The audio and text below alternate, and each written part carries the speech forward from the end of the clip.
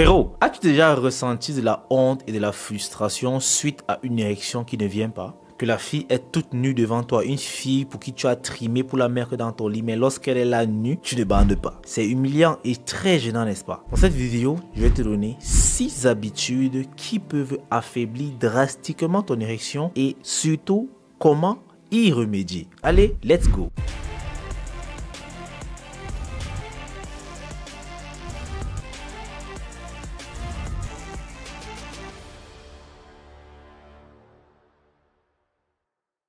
Bonsoir frérot, j'espère que tu vas bien. Moi c'est Dick Ellis, ton gars viril. Sur cette chaîne, on parle de psychologie féminine, développement personnel, tout ce qui a trait à la vérité de l'homme et même du sexe. Et aujourd'hui, je te demande d'abord de liker la vidéo avant de commencer le vif du sujet. Surtout abonne-toi si ce n'est pas encore le cas, parce qu'on va parler sexe, ou plutôt pénis. La première habitude qui cause un affaiblissement de ton érection, c'est la sédentarité.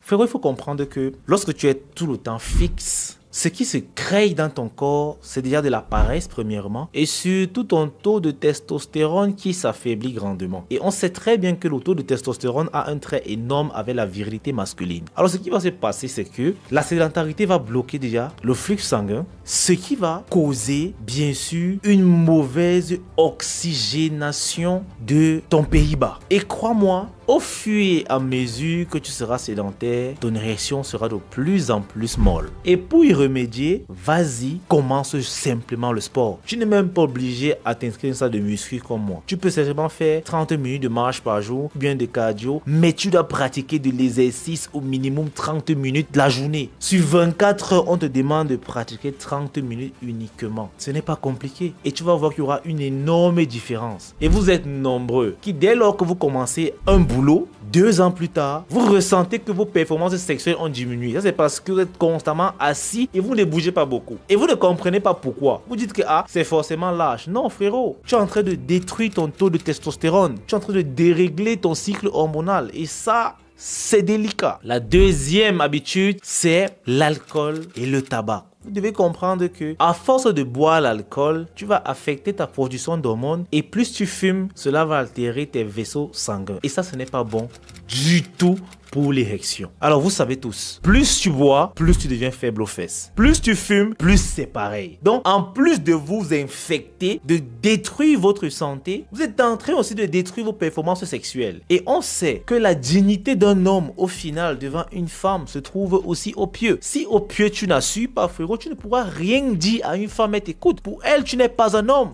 Tu n'es qu'une omelette fade en plus. Donc les gars, consommez l'alcool avec modération. Vous pouvez déjà vous limiter à 2-3 petits verres la journée. Et franchement, pour la cigarette, moi je vous invite à arrêter. Parce que ça ne vous sert à rien si ce n'est de réduire vos performances sexuelles. Et moi je vous le dis, parce que ça m'est déjà arrivé d'inviter une femme chez moi à qui j'avais promis de toucher le 9e ciel. Mais bandé était tout un film. Je me suis mis à prier que s'il te plaît, réveille-toi petit Kelly. Ne me fais pas ça, bande, s'il te plaît. Rien. Quelle humiliation, quelle honte. Je n'ai plus jamais pu regarder cette fille dans les yeux parce que je savais comment elle me voyait comme une soumette. Et je ne voudrais pas que ça t'arrive. Alors, comment il n'y a pas corriger ces petites habitudes-là et tu verras. La troisième habitude, c'est le manque de sommeil. Le manque de sommeil va dérégler ton cycle hormonal et te causer énormément de fatigue.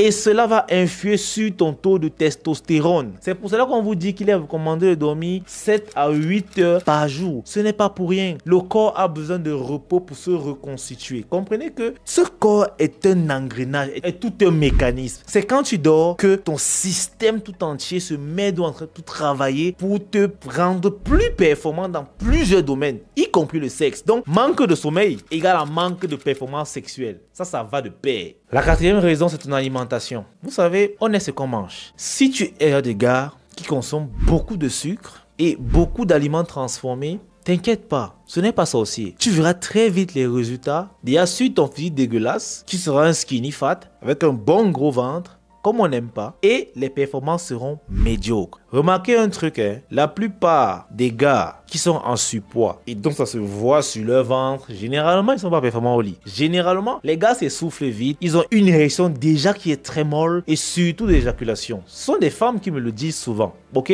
Donc, commencez à manger un peu sain, les gars. Équilibrez votre alimentation. Que vous fassiez du sport ou pas, essayez d'équilibrer votre alimentation en évitant déjà l'excès de sucre et surtout les aliments transformés. En faisant déjà ces deux choses-là, je vous assure, c'est un grand pas dans votre diète. Et vous allez voir à quel point le dicton qui dit qu'on est ce qu'on mange en réalité est très vrai. Plus tu manges équilibré, plus tu seras performant. C'est pas pour rien que vous voyez les sportifs avec des diètes très strictes. Les footballeurs, les athlètes et tout. C'est parce qu'ils savent que s'ils mangent du n'importe quoi, cela va directement influer sur leur performance. Et vous oubliez c'est que le sexe, c'est aussi une pratique sportive. Ça demande de l'énergie et surtout de la compétence et de la concentration.